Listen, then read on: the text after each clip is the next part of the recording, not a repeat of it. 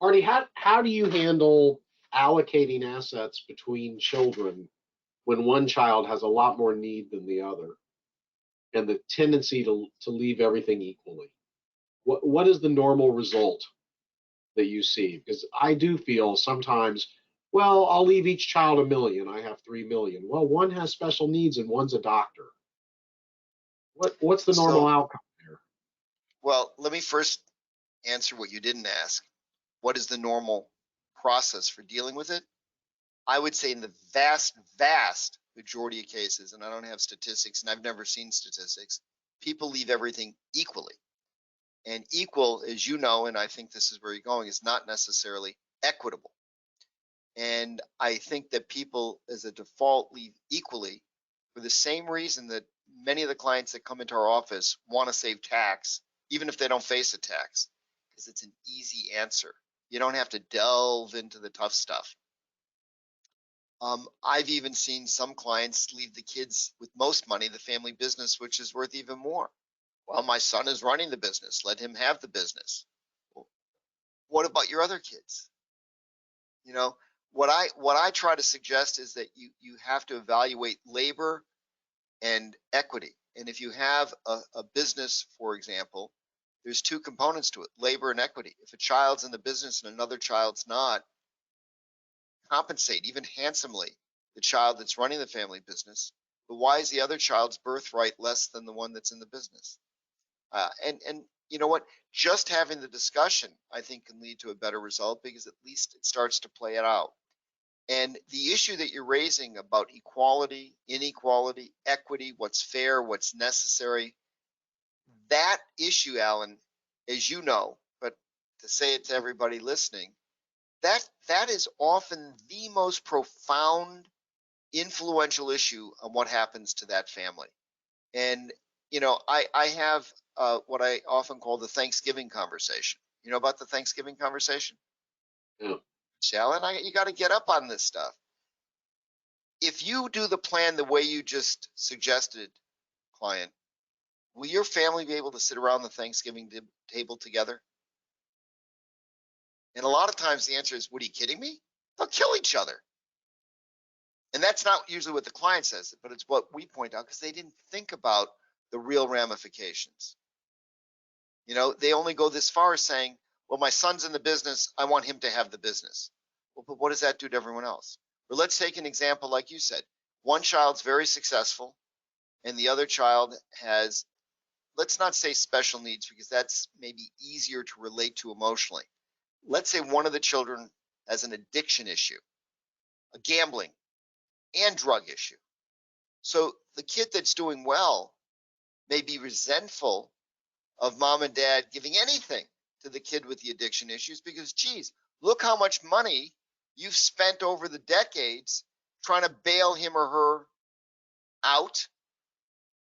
They've got more money than I have, and now you're going to give them more to support their problem?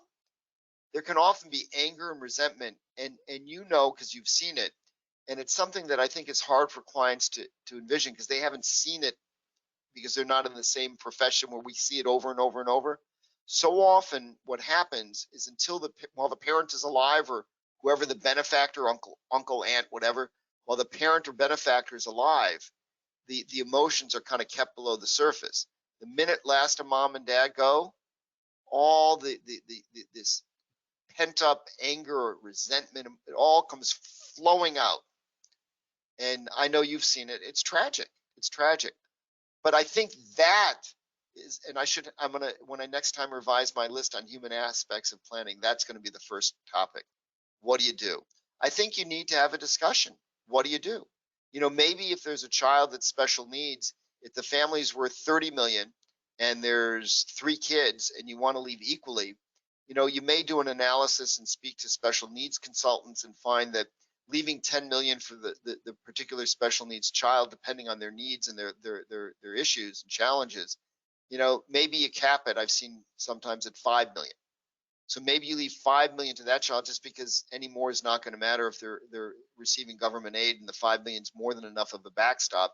And you have an analysis, an objective analysis to support that and divide the 25 million between the other two. But that's easy because it's analyzed. But when you have a kid with an addiction issue and there's 3 kids and like you said, $3 million, do you leave $1 million to each? And 2 kids are very successful. One's on Wall Street, one's a physician. And this other kid has got problems. I'll tell you an approach I've used in some cases. I'm not sure $1 million would be enough, but let's say, take the same example, but let's say the client's got $5 million or $10 million. Let's use 10.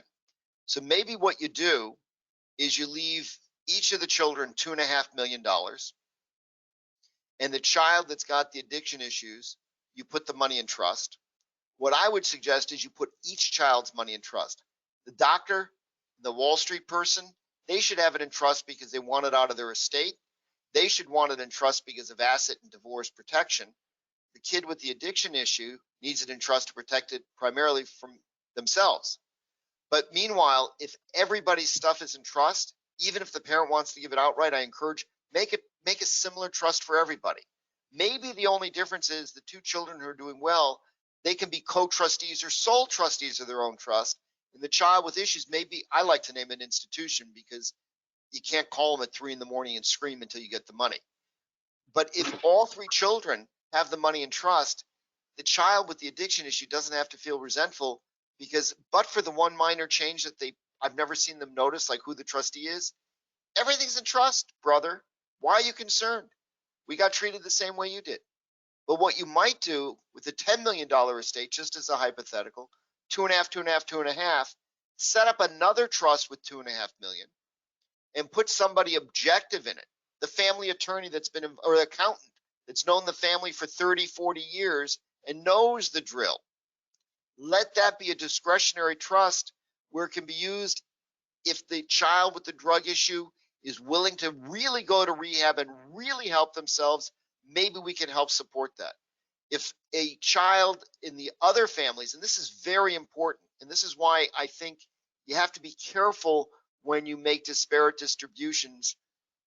Too often, the family will assume that if the child that has an issue, and we'll keep our same example, 3 kids, 2 very successful, one with several addictions and problems.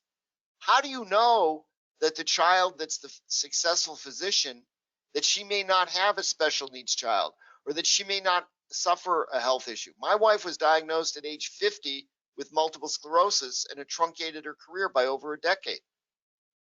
Would it be fair that her brother, who may have issues, got more money because he had issues, and now she has a diagnosis of a major health problem that she couldn't even control? So the answers are not simple. And taking a one-dimensional approach, here's the snapshot we have now. You know, Alan, and any of the advisors on the call know, and I bet the clients really know too, the world changes so dramatically. You know, look back at what was going on 10 years ago. I mean, look at how the world has changed in 10 years. So we need to have flexibility because we just don't know what the future holds. And I find that it's very hard to get clients to focus to the level that we've just talked about because it gets a little vaguer, it gets a little more complicated, it gets a little more expensive. Let me ask you the question back. What do you think of my approach of saying 2.5, 2.5, 2.5 and make a pot trust because we just don't know what's coming down the pipe? I think that's a really very good solution. That's very good. I want to mention that I really discourage clients from having siblings be involved with each other's inheritance, though. I mean, I'll just have 100%. older brother be the trustee for everybody. That's then there won't be a Thanksgiving for anyone. So I like the idea of a separate pot trust as long as it's a truly independent party who does not reveal confidential information. Because I say to clients, would you want your sibling to be your trustee, or would you want your sister-in-law or brother-in-law involved with your decisions? Because that is what happens there.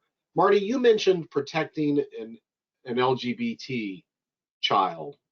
What were you referring to there? What special considerations may apply there? So I have an example that I'm working on right now, I can tell you, but let me step back and give sort of a generic answer. One of the problems is, for example, if you have a child who is or may or has transitioned, male, female, whatever, what happens to the bequests in the documents? If you leave a bequest to your son John, and John is now Jane, did the way you write that bequest make it lapse? What if there's discretion and you named Uncle Joe, good old Uncle Joe, solid guy, you know, just salt of the earth kind of guy? Will he take offense at the lifestyle choices your child has or may make in the future, so that he would be vindictive in how he makes allocations? The statistic that I've heard, and I've heard it innumerable times, so I suspect it's true. I haven't seen the source, but is that something like 50% of trans people are physically assaulted because of their lifestyle choice. 50% physically assaulted, and that's horrific. And if you have to go to court, if you have to vocalize these issues, what sort of risk are you exposing these people to, and why? So one of the concepts that I came up with, and I heard a lecture a couple of years ago at one of the big institutes that you know on this topic, and I left the lecture. I thought it was well done. It was interesting. It made a lot of good points, but I left the lecture kind of scratching my head. They didn't give me any answers. They told me about issues, but where's an answer? And I pondered it, and I came up with what I think is an intriguing solution. And it's actually similar to a concept that I propose to address issues that Muslim clients have, which I can tell you about because it's a similar construct. What I did is I came up with an idea. I don't want to have people put in not just awkward positions, but potentially physically dangerous positions. I don't want to risk having somebody have to go to court, which may cause all sorts of ripple effect problems if we can avoid it. What's the solution? What's a possible solution? What if you appoint you're familiar with a trust protector. Maybe you can define the concept for your audience, and then I'll explain how I use it here. Well, if you view the trustee of a trust as being the president of the company, you could name a trust protector who could serve sort of as the board of directors of the company and change the bylaws a little bit. So That's an interesting typically, analogy. yeah, so typically the trust I'm protectors going to steal that. yeah, I hope you do. So typically the trust protectors are people who are very trustworthy. They don't run the trust day to day, but they can change the trust when it's time to change the trust. And oftentimes we provide that they need consent from a family member to change the trust. But you go to them and say, "Oh my gosh, the tax law changed," or "Oh my gosh, my brother became a serpent. So please change the trust," and the trust protectors change the trust, and Or we change all the trustee, get rid of the serpent. right, get rid of the serpent. That's exactly right. So let me have you explain one more concept, and I'm going to piece them together in a unique way that I've never seen anyone do, and tell you how you can use that concept to protect an LGBTQ heir. Can you explain what a limited power of appointment is? For a limited power of appointment. I mean, I know you can. I just, this way I'm not talking all the time because people are Oh, I starting know. to snore. I hear the snoring. I know. Okay. So a limited power of appointment is a power that you give someone in a trust, which says that Frida can direct trust assets to or for the benefit of X, Y, or Z with whatever limitations you want. And the most common one would be, I leave these assets in trust for my spouse, and when my spouse dies, she can direct where they go as long as they are going only for the benefit of our descendants. That's a power of appointment. And you can make the power what's called a limited power, so you don't have adverse tax consequences. And it could be very broad. Alan gave the most common example is to my descendants. but you could say to anybody on the planet, except not to me, not to my estate, not to my creditors, not to my creditors, my estate, the creditors of my estate. So let me take the two concepts that Alan just gave you and show you how to weave them together in a creative way to address what I think are a lot of the toughest issues that an LGBTQ heir may have. If I name a special person, let's say Alan's been advising this family for 30 years. He knows everybody in the family. He's got no axe to grind. He ain't getting any money other than billing for his time. And he's objective and he understands all this stuff. And he's got a soul, which I do know. I can vouch for you on that, Alan. So if I give Alan two roles, I'm going to give Alan a limited power of appointment, and I'm going to give Alan a special limited trust director role that Alan can confirm any distribution that's provided for under my will or my trust to any of my heirs, so that if there's a change in gender or name, etc., he can reconfirm how it's to be distributed. So if John becomes Jane, and the way the will or trust is written, it's ambiguous or even writes them out, Alan in that role can reinterpret the provision and even exercise a limited power of appointment to make sure the assets go to that person. Another application. I have a client situation now. Daughter is a lesbian and married to a woman, and her wife had a child through artificial insemination. There's no genetic material of the child, my client's daughter, in that baby. I've been trying to get an answer from her, and I can't, whether or not she adopted the child. If she didn't adopt the child, it is perfectly possible that that child is not her heir under state law.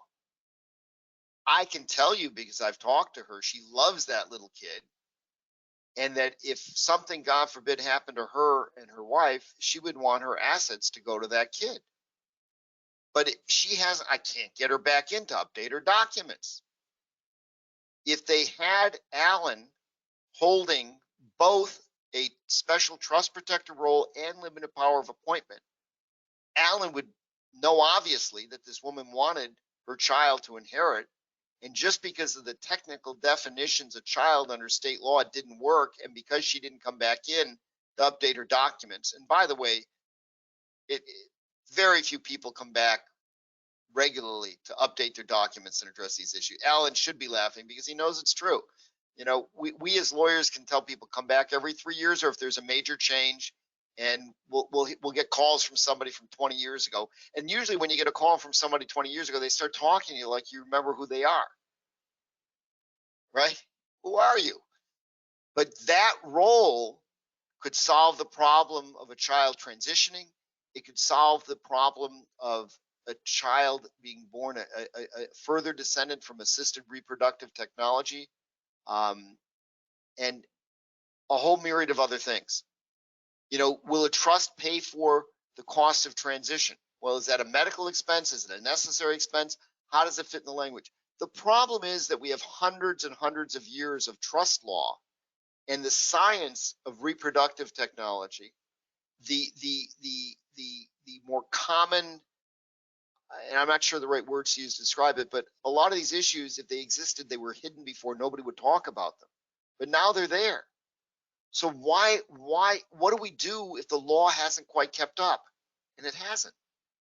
It's not just the lawyers, it's case law, it's statutes. We're all struggling to keep up with these rapid changes and these new developments. We know that there's just incredible pushback in society now against some of the things we've talked about. So if you designate somebody as a special trust protector to address just these issues and give them a limited power of appointment, they may be able to correct a lot of these issues that even if you went to court, you may not be able to correct. And you don't want to go to court because of the cost, the publicity, and all the negative ripple effects. Now, should I transition and say how a similar construct can be used for Muslim clients? Sure. So Yeah. just for context, we were talking about different types of distributions, equal, non-equal, what's equitable. Now we're talking about some of the other human aspects that can come up. We talked about some of the LGBTQ issues. We had earlier mentioned religion. Let me tell you about religion. I find it disturbing that in the LGBTQ world that the statistics are as awful as I cited a minute ago. Let me give you a statistic about religion that's deeply disturbing. There's, I believe, over 200 bills that have been proposed around the country, and it may be higher now, and some of them were enacted. I don't know what's left in force, but just the mere concept should be disturbing to anybody. Our country was founded on the basis, in my understanding, of religious freedom. You know, you can worship how you want, just don't tell me what to do, right? But the anti-Sharia legislation. So legislation, at least 200 different bills plus, have been introduced around the country over the years to prevent the application of Sharia law. If a Muslim family wants to leave their assets according to Islamic law to their heirs and define heirs under Islamic law as the Quran provides, why should that concern any of us? Why is that not their right of religious freedom? Yet laws have been enacted throughout the country to potentially restrict that. I didn't say that correctly. Proposed. I don't know how many have been enacted. But it's certainly a risk, especially with the direction our country is going of people seemingly becoming less tolerant instead of more tolerant, that those issues could arise again. And hey, by the way, if you're a Orthodox Jew or a fundamental Christian and you want to leave assets based on biblical law, these rules are so broadly written, they will prevent you from doing that as well. So it goes beyond just Islam, but let me explain it in that context. If I want to assure that if I have an issue, that the assets are distributed pursuant to Islamic law as I wish, if that's my wish, I don't want to risk going to court. One, because of the publicity. Two, because how can a secular court understand this? Three, if you're not familiar, and we don't have the time for it to delve into the nuances of Islamic inheritance law, it's quite complex. And depending who's alive or not alive at the time of death, the various specified fractions can change. So you almost need a Muslim scholar, really an imam, to interpret what should be done. And you don't want a secular court trying to do that. It's not right. It's not what you want. And if you're a fundamentalist Christian and you want, certain religious values infused into your plan, you don't want a secular court interpreting those either. So in this context, if I name, and you'd probably want a Muslim scholar that understands this, that's independent of the family, no axe to grind, and give them the power as a special, let's call it Islamic trust protector, to interpret the governing document so that it works under Islamic law and applicable state law, and give them at the same time a limited power or special power of appointment to appoint to my Islamic heirs or heirs under Islamic law. If there's an error in the drafting, if there's an ambiguity, if there's a lack of clarity, they can reinterpret the document to make it work. And if that doesn't suffice, to avoid going to court, especially under the potential of this atmosphere of these anti-Sharia laws, they can exercise the limited power, just like we described in the prior scenario, to direct the assets where you want them to go. And they can't really abuse it because it's limited to Islamic heirs. And now, I don't want to get too technical, but just if, you're allowed a certain percentage of the estate to go to non-Islamic, non-Quranic heirs, like whoever you want. So maybe you limit the power to just the percentage that is not governed by the flexible piece, and so on. But the point is that when people have strong religious lifestyle or other preferences, why can't we respect those and go a step further and make sure that it's not going to be a legal battle, an ugly, costly legal battle often, to have to implement or enforce those things later? Beautiful. Beautiful. You spend a lot of time thinking about things that just don't get thought about and don't get written about. So that's why you are who you are. I find that it gives me great satisfaction if I can help somebody avoid the trauma of all of this. It gives me great satisfaction when I study and understand something to try to help somebody on this level, because I think it's like the ultimate respect to show another human being where you care enough about their religious values, personal lifestyle choices or decisions, lifestyle decisions, to try to be respectful of them. And honestly, if we could all just treat each other in that way, what a wonderful world it would be. Yeah, in the modern world of how many estate plans can I do this week and how soon can I get them done, we kind of forget to take care of people, which is really what I think you and I are a little bit more about. I want to take care of people. I want them properly treated, and I want families to flourish and not be at each other's necks. I So think if I can step back and be philosophical for a moment, and you can tease me and others may as well, but we have a unique profession in estate planning. And I'm not limiting it to lawyers. I'm talking about everybody broadly in the estate planning arena, but especially the lawyers. We're drawn to this profession for two reasons.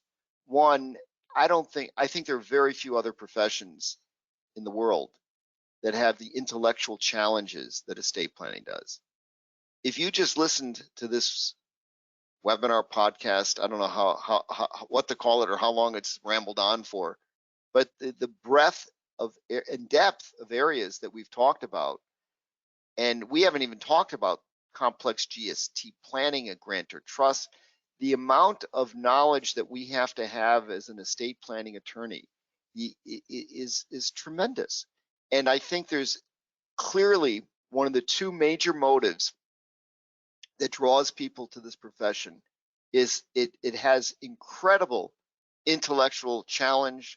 And when you look at the topics we've talked about today, if you have intellectual curiosity, I mean, there are just so many different things that you can have to delve into as an estate planner. And the second thing, which Alan said, and forgive me for being so kind, but very eloquently, is that I believe the second factor, and I'm not sure which is first and which is second. One is the intellectual challenge and stimulation, but I think the other are the two factors. Maybe they're equal. Maybe this one is more important. That draws people to become estate planners is the ability to help people. We really, really can help people. Listen to all the different topics that we've just talked about today. In every one of those topics, we're helping protect somebody. We're helping somebody with a health issue. We're making people's lives safer, more comfortable, respecting their religious or other personal beliefs. We help people. And I think that if you really want to thrive, and if you have thrived as an estate planner, you have to appreciate and get juiced by the intellectual challenges. And you have to get juiced by being able to help people. And I think that's what keeps us here. And it's interesting. I was on a study group call a couple weeks ago, and I turned 65 this past December, so I felt that it was time for me to start planning what I'll call the next phase of my career. I didn't say the last phase, but the next phase, which I want it to be different than the last phase. And I asked the people on the call, because there were only like 8 of them, could I ask you all a personal question? They said, sure, Marty. And I said, what are you all thinking about in terms of retirement plans? And then it dawned on me after I asked the question that the next youngest person on the call was probably about 78. And they were ranged from 78 to 85, and they're all still working. And it was fascinating to hear their comments. But I think it's the two factors that Alan and I just talked about, the intellectual challenge and curiosity and the real ability to help people, which is why they're still there, because those are great things, right? yeah, yeah. And they're important in every profession, and so it's so often lost in every profession. So, Yeah. well, Marty, this has been absolutely fantastic. I hope we'll be able to do this again sometime very soon. Alan, we didn't go through the slides yet. Don't we have to go through all the slides? And it was wonderful. There were no slides. You have a There's- lot of slides there, though, right? We don't need the slides. I think this was much better. And by the way, this really proves a point. I think by us just talking, we got to a much better place to demonstrate the importance of the human aspects of planning than had we gone through any slides anybody, especially me, created. And that's the point that Alan kind of brought out when you have, and I tried to elaborate on, when you have an initial meeting, don't have an agenda. Don't tell somebody, if you're a client, what kind of trust you want. Talk about you, your life, your goals, your dreams, because understanding who you are and what's important to you and what's not important to you is what will help craft a plan that really does provide what you need and want, both. And needs and wants are often very different. So I think what we did on this web conference is exactly what you want to do if you're a client when you sit down with your planners. And please don't just sit down with your attorney, bring your accountant and your insurance consultant. The more the better, because each of us looks at life through a different lens, not just professionally, but we're different people. And if Alan and I are both meeting with you at the same time, just as an example, he's going to sense and see things that I'm not going to sense and see. And I'll probably see some things through a different lens than Alan. So bring in several people, because that's what's really going to get you to what you need and want. Right. You can have a great synergism and a great mastermind. And you go to somebody like Marty Shenkman, who's done this for 1,000 wealthy families, you're going to learn something. I You thought know, you were going you're to say not 1,000 years, and I was going to say I look that old. Marty, one last time, how can you be contacted, and where can we watch your videos? Don't worry about contacting me. I appreciate it. But Law Easy, LAWEASY, has, like I said, about 180 10-minute planning video clips, and I'm adding to it all the time. Alan, you and I should do a series on human aspects of planning for that. Yeah, love to do it sometime. And the Shenkman Law website has about 150 webinars and 400 articles. I actually haven't counted, but a lot. So there's a lot of material there, and I add to it all the time. And if you're on this call and you have existing advisors, by all means, feel free to take any of the ideas or materials and go to your advisory team and suggest that they discuss with you those things. Hopefully it'll help you. And if you're an advisor, hopefully the materials will be a good resource for you as well. Beautiful. Marty, thanks again. Really appreciate it. And I'll definitely share with you all the feedback, and there'll be a lot of feedback. So then we can do something very soon again. This was great, Alan. I definitely want to do more with you, because this is really important and it doesn't get talked about enough.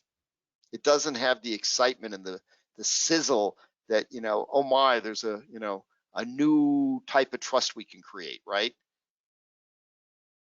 Yeah, it's heartfelt, and it's really important. So thanks 100%. again. No, I think you did a great service to everybody by selecting the topic. It's all you. Okay, I'll take full credit. Thank you. You get full credit.